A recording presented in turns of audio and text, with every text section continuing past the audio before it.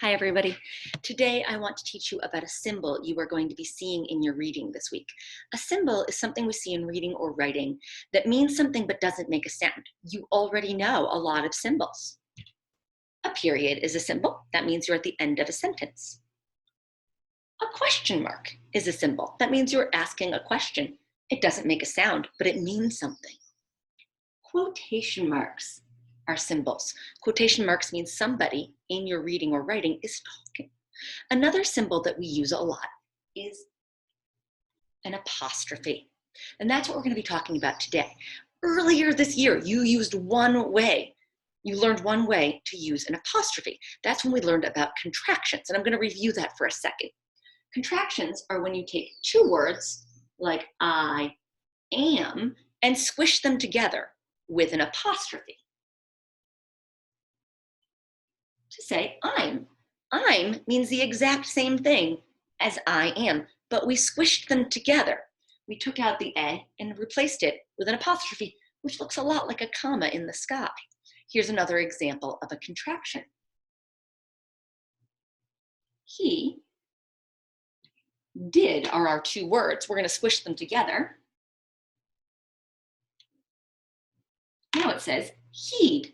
That apostrophe is taking the place of the D-I. But today we're not talking about contractions because an apostrophe has another meaning. Apostrophes can also come before the letter S to mean somebody or something owns something. We're calling them possessives. Now, you don't always put an apostrophe before an S, so it's a little tricky. Let me give you an example. I'm going to write the cats. Now, I have two cats. This S right here just means more than one cat.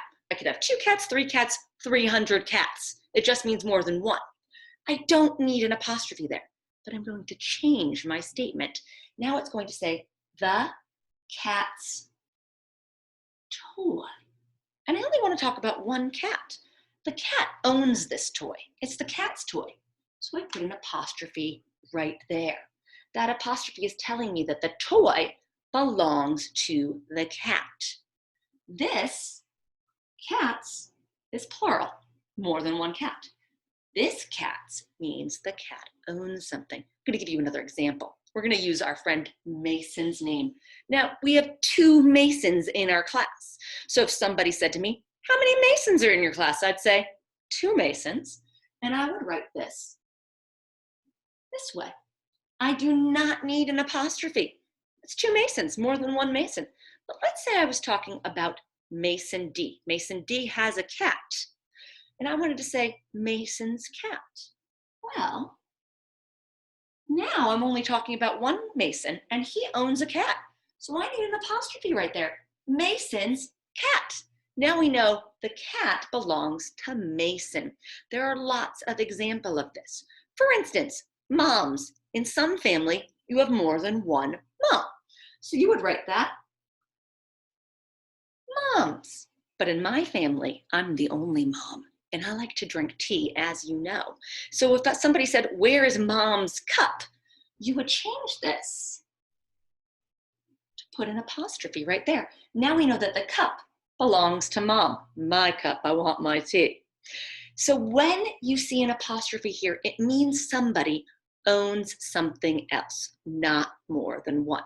Most of the time in first grade, we're not ready to write with apostrophes unless we're using contractions, but we are ready to read with them.